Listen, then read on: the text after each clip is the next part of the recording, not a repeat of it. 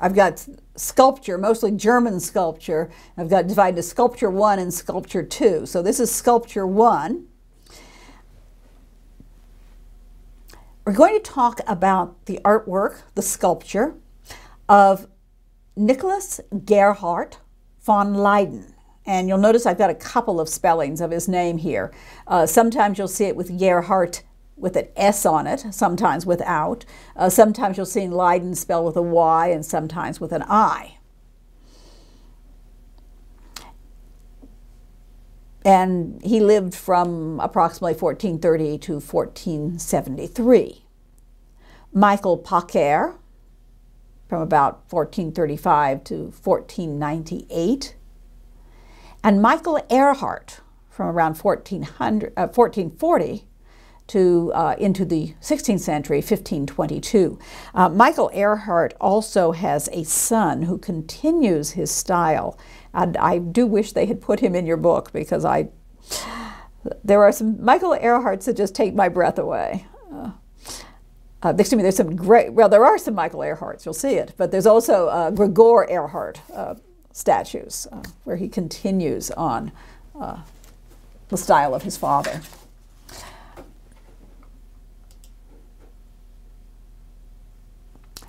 The first artist we're going to talk about, Nicolaus Gerhart von Leyden, is actually from the Netherlands. And all the other artists we're talking about, talking about German sculptors here. But although he is from Leyden in the North Netherlands, he moves to Strasbourg and then eventually to Vienna. And of course, when we say German, we're not talking about the present day modern boundaries of the nation states that exist in the 20th and 21st century. So when I say he moved to Germany, he's in Strasbourg. Strasbourg today is part of France. At that time, it was German territory. There are very few works of art by him that we are sure are by him. There are some that are signed, and there are others that are attributed. One of the things he's noted for are these very active and complex and dramatic shapes and forms in his work, and you can see that in the example that you're looking at right now, which we'll comment on a little bit later, but essentially is a sort of rather a twisted, complex pose for a man in repose. It's an extremely high relief. And it's a monument of Canon Conrad von Busnang in Strasbourg Cathedral. It's, if I remember correctly, it's in one of the transepts. It's off to the side, and it's very high up on the wall. So you would be looking up at this. And so it's interesting to me, I found this photograph where they've obviously been able to probably get up in some kind of ladder or scaffolding and take a photograph sort of directly. But I'll show you another one where you're looking up at it. It's made out of limestone, and you'll find that Gerhart works with various stones and with wood as well. Now, you'll notice how high the relief is. You have this OG arch, which is a flamboyant Gothic shape, a late Gothic, very florid shape. And the interlocking tracery and arches. And then you have a kind of half-length Madonna, and then the baby Jesus, and then the donor, the canon. And the canon is in prayer. It's presumably a very realistic image of him. And the Christ child is really incredibly lively. He's reaching from his mother, or he's sort of playing with her veil, reaching right over to the canon. It really forms this kind of bridge between them. So he's obviously very receptive to the prayers of Canon Conrad. Now, I told you I'd show you a picture this is one that I took, and I did a little adjusting to try to bring out the contrast of it so you see it better. But you're looking up from under. And then there's this other one which I found somewhere, which once again you're looking up from under. And you can see essentially the figures have to be very three-dimensional almost, because otherwise, if they're flat against the wall, when you're down below, you wouldn't be able to get a good view of them. But that kind of liveliness and complexity is something that we see with Gerhardt's work. This is probably one of his most famous pieces, which is, I can see, quite unusual in the shapes and the forms. It's a bust of a man. It's actually a little more than a bust because it's got the arms and the upper torso and the head. But the figure is twisted around in a very active position, even though he seems to be sleeping, or at least thinking very hard. So it's a kind of contemplative or figure at repose, but not a very, not a very restful repose, actually. It has been suggested that this may be a self-portrait of Nicholas Gerhart von Leyden. It's made out of sandstone, and it's created in 1467. Also in sandstone is this crucifixus. It's just, making the Latin word out of crucifix. So it is a stone crucifix with Christ on the cross in the old cemetery at Baden-Baden in Germany. It is a very naturalistic image. You can see the Christ is emaciated from his suffering. The rib cage is extremely pronounced. But there's a kind of dignity to it. You have probably seen some of these images, and we'll see some later, where Christ is perhaps terribly distorted to show you, the suffering. And there is that feeling, as I say, the rib cage is so prominent. And yet you have that very simple, horizontal and vertical of the cross. It's a kind of severity to it. Then it's enlivened with, of all things, the loincloth, with these very deeply cut folds. The loincloth, sort of comes out on either side like it was floating in the breeze, or maybe really the wind. And that, imparts activity to what is essentially a very static pose. Not in your textbook, but I thought this would be interesting to see what he does with wood. And also that's the same subject, so there's a similar treatment with the rib cage emphasized, and then the drapery, which has a certain amount of movement to it in the loincloth. And you can see this, of course, being a painted image. It is wood. It's a little bit earlier than the work in Baden-Baden, about 1462, and then it would be painted. At this time, wooden statues usually were painted, and sometimes stone statues as well. So this is another Christ on the cross, and you can see that the wounds, are emphasized with the paint, as though the blood has dripped down the arms, has streamed down the arms.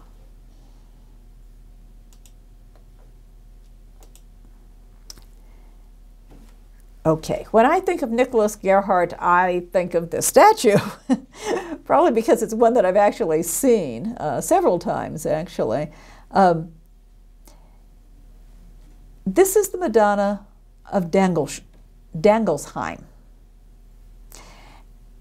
And we think it's around 1470. It's not dated.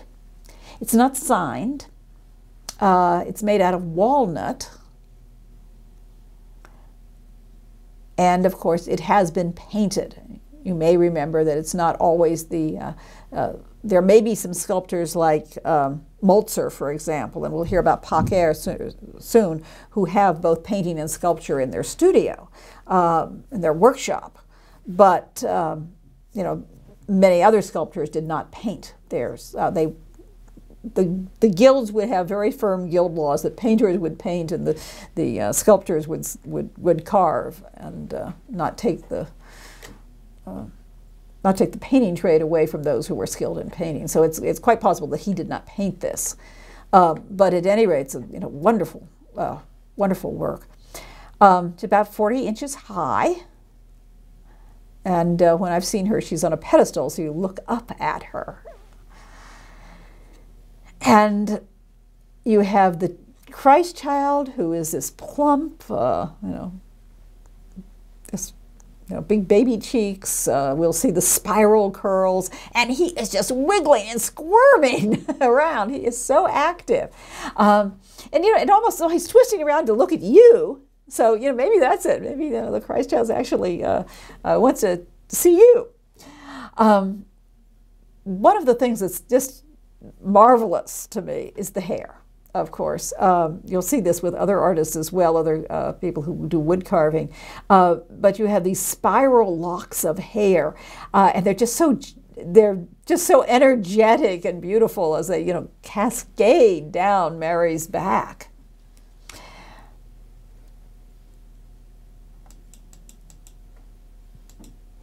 And I tried to lighten my image up a little bit so you could see it a bit better. And then here's a detail. These, they're corkscrew curls, and now they've been drilled. And I'm not a wood carver, so I don't know all of the techniques that may be used to create these, but I just find them actually fascinating. And the face of the Madonna is very smooth and beautiful. And then you have the little spiral locks of hair, both with Mary and these little curls that the Christ child has this, head of curly locks. To give it even more energy, you have the veil is not just, hanging there with some design along the edge. The edges are actually rippled. And so that adds more energy. And they're not just falling there. Here, the Christ child, it's almost like he's playing peekaboo or revealing himself to us, as he's pulled up the veil on one side. And the draperies also form very complex forms and very dramatic and very deeply cut. Was able to make that detail where you could really see the deep shadows where the artist has really carved deeply, leaving shadows and complex angular forms. And you can see this kind of triangular form that descends down from, it's about the feet of the Christ child and cascades down the body. And then there's all the breaking folds where Mary's knee comes out. So it's beautiful. It's one of these beautiful Madonnas, and just also a very dramatic work that has been attributed to Nicolaus Gerhart. A minute ago I mentioned Michel Pacher. This is his most famous work. It's the St. Wolfgang Altarpiece, and it's still in place. It is in Triol, in the Alps. The area now is Italy, but as I say, borders change. So it's really where Italy and I guess Germany, Switzerland, Austria and Italy, sort of meet up along the Alps. It's made of two different types of wood, lime wood and pine. And there are painted scenes in the wings. It seems that Michel Pacher, or at least his studio, his workshop, was both a painter and a sculptor, a wood carver. And so, he had this workshop that could produce, these large, complex altarpieces. And I guess we'll just talk a little bit about the structure of this. You have the sarg, S-A-R-G, which in Italy would be called the predella, actually, the bottom piece that rests on or right behind the altar.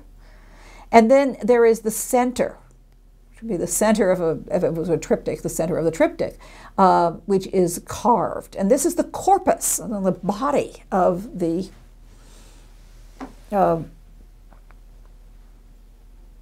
altarpiece. On either side, you have, in this case, painted wings, and sometimes multiple wings. And then up above, even more carving. The altarpiece is crowned with all of this, beautiful, not just the figures, but all of the complex Gothic tracery and carving. So let's look a little closer at some of the parts of it. The center is the coronation of the Virgin. And as you can see, it's polychromed using a lot of gold. And the gold reflects often, and I think it does make it hard to see individual parts, at least in reproduction. But you have Christ with a very elaborate crown, blessing, holding the orb and cross, and the Virgin Mary kneeling. She's already been crowned, and then just many angels all around. On either side are two very important saints for this altar, anyway. The Saint Wolfgang and Saint Benedict, and this is the Church of Saint Wolfgang, who was a Benedictine. And with the detail here, you'd see Christ a little bit better. One of the things I wanted to show with this was how some of the color and the decoration comes in. You have this raised surface on what would be the embroidery along Christ's robe. And then you have the way they're sort of imitating brocade with the very fine colored lines in these beautiful cloth. And of course, the whole thing is surmounted with what seems like church architecture in these overlapping, as we say, flamboyant Gothic, florid has been used, but just very intricate and complex decoration in the architectural structure.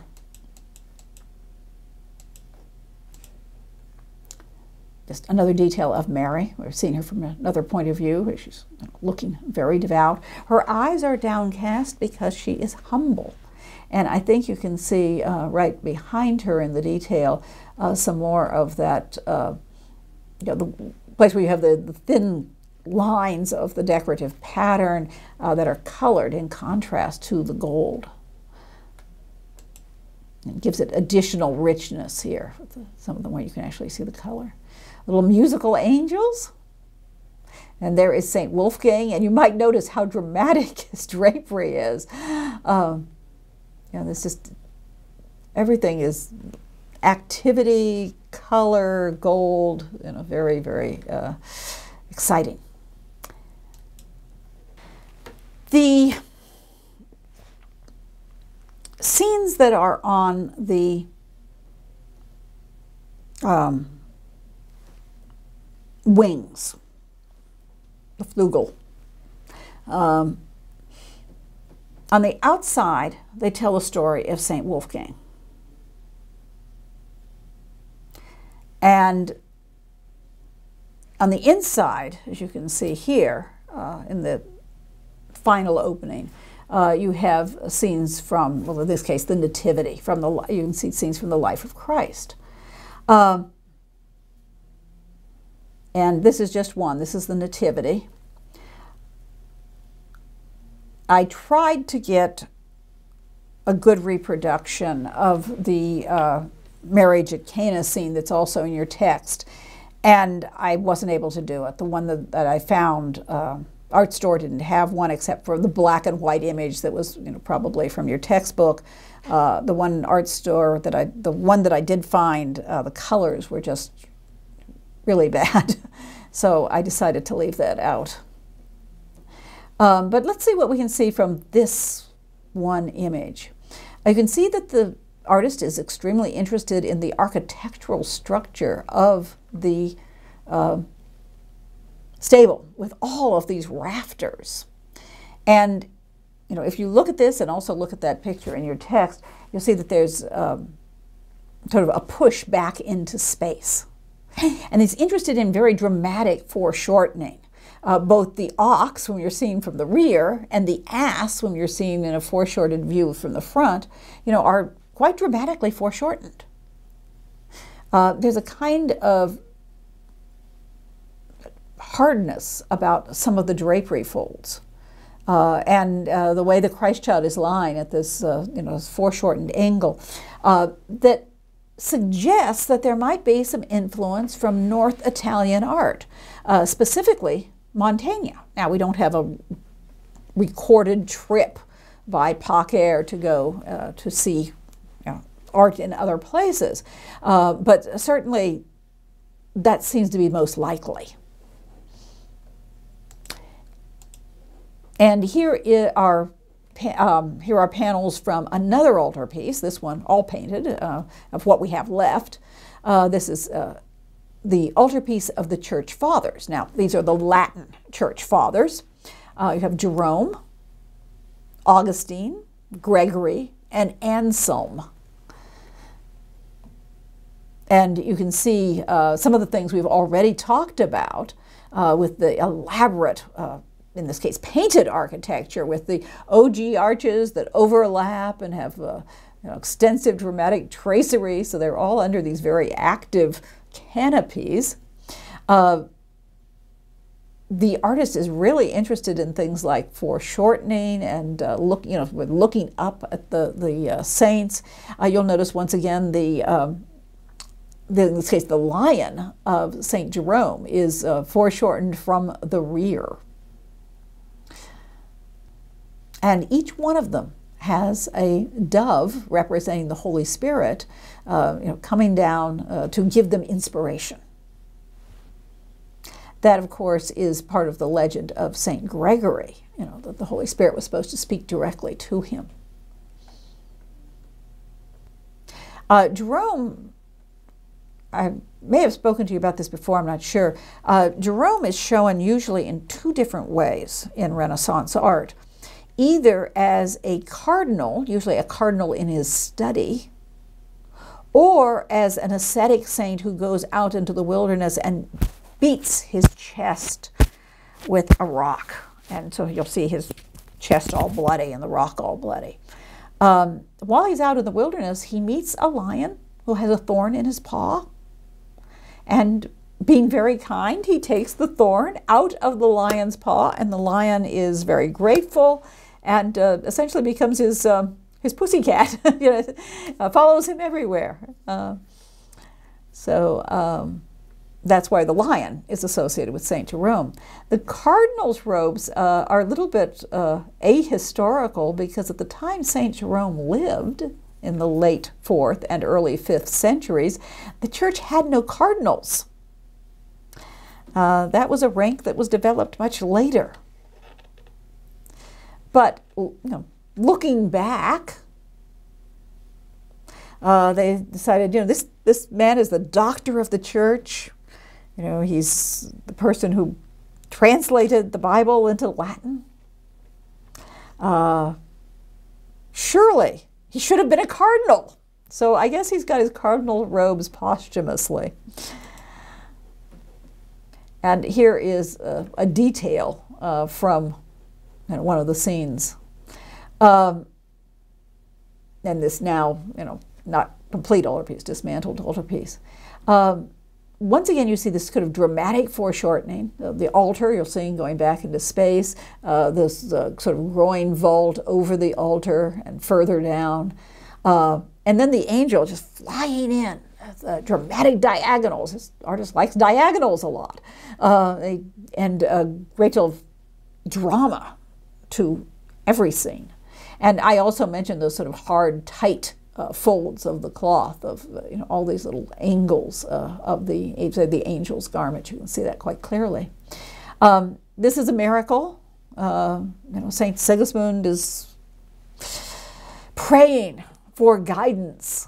Should he start some of the reforms of St. Augustine?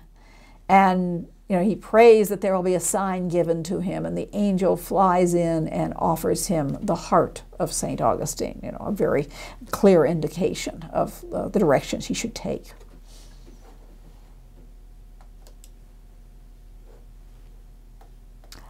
Michel Erhaert is from Ulm. And this is probably his best known work. It is in the museum now it's in Berlin. And so it's, you know, in a major museum where a lot of people, of course, would see it. It is undoubtedly from an altarpiece that had more figures, or had more parts to it. But this is what has survived, and she's beautiful. She's made out of lime wood, linden wood, which many of the German late 15th and early 16th century sculptors worked in, and just were most accomplished craftspeople working with lime wood. This is polychromed, and it was intended to be polychromed. And you can see, of course, the gold in Mary's garment. And Baxandel is talking about this in his book on the limewood sculptors of Germany. And he talks about the use of the gold, and how, you know, if you just had the drapery folds, you know, in these, he calls them rods, coming down the side, you know, that might not be as interesting. But when you put the gold on it, you know, it has just the right diffusion of light, and you can see it from different points of view, and it's very deeply cut, and works beautifully. He talks about the simplicity of the garment with the richness of the coloring and the gold. This was from the Liebfrauenkirche. The Lieb is beloved, Frauen is lady, and Kirche is church. The Church of the Beloved Lady, that's Mary, of course, in Ravensburg.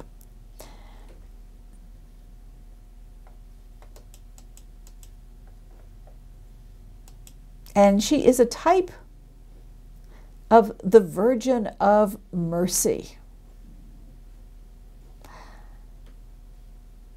Now, this also has some other names. In German, you say Maria mit den Schutzmantel, or in Italian, the Madonna della Misericordia. Misericordia does not mean misery, it means mercy. And this is then the Virgin Mary with the mantle of protection, the Schutzmantel. And as you can see, she has this dramatic cloak that is open and is sheltering people from you know, all different types of people. There's, you know, there's men and there's women. They all do sort of look like probably middle-class burghers, actually. But she's sheltering all of these people beneath her cloak. And, you know, and they are in prayer, and they look up to her in gratitude. And she's looking up too, or out. You know, to God, to intercede for them. But in a sense, she's both lofty and tangible. She's, you know, she's compassionate enough that she shelters people beneath her own cloak. She guards them, and yet she's the Queen of Heaven, even though she doesn't have a crown or scepter here. Baxandel also talks about how these long drapery folds descend from her breasts. And there is an emphasis on the breast here. And you'll remember that it is the breast that nursed Christ. And at the Last Judgment, Mary May, in some paintings, she shows her breast to Christ. And she, you know, I nursed you. You can save another sinner for me. Or, you know, I'm your mother. You know, you're supposed to honor your mother, right? So there is that idea of interceding and protecting. And she has, you know, mercy on all of us sinners in the world, as it were. And here you see a close-up. I love this, the subtlety of some of the different patterns of, so the straight lines of the curving veil that goes around her shoulder, and then once again this sort of pseudo brocade in the cloak, and that's, you know, contrasting with the gold, the diffuse light that comes off the gold. And you see all the little people And it's interesting to see them from different points of view. These are two I took. So the shadows here are a little darker. But you can see also to break up those sort of columnar folds that come down from Mary's garment, her knee projects forward. And it gives her the sense, once again, of movement. She's this beautiful, graceful, refined figure.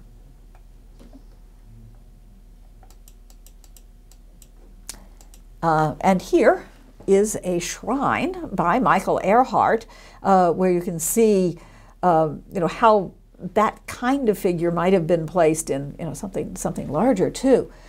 This also has the Madonna. In this case, it's the Madonna and Child in the center, and on either side of her, she has other saints.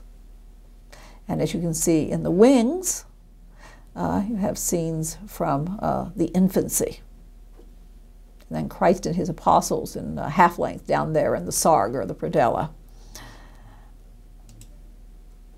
Okay, close. As we said, they're painted, and the bright colors, the blues and the reds, sort of give. They break up the gold a bit. There's a lot of gold, but it makes it possible to see what's going on. And you'll notice that each one of these figures is sort of curved to one side or the other, and it gives it a little bit of grace, a little bit of movement, rather than standing rigidly.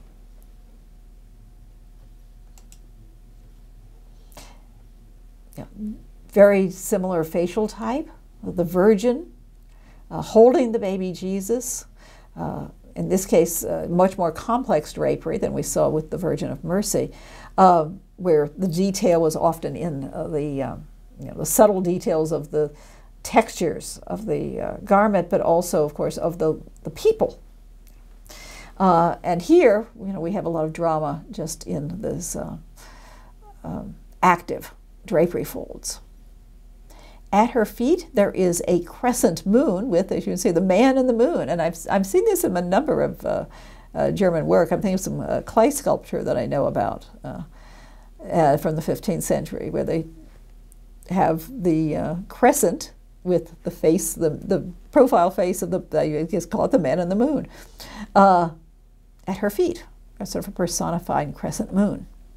And that, of course, comes from the Apocalypse, the woman clothed in the sun, with a crescent, with the stars in her crown and the crescent moon at her feet.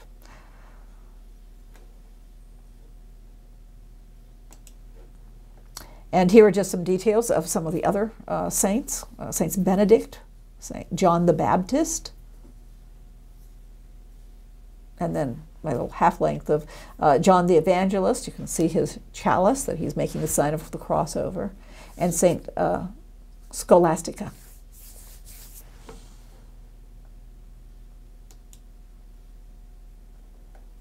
And this is from a Benedictine monastery at Blaubeuren, and right close to the end of the century, the 1490s, 93 to 94.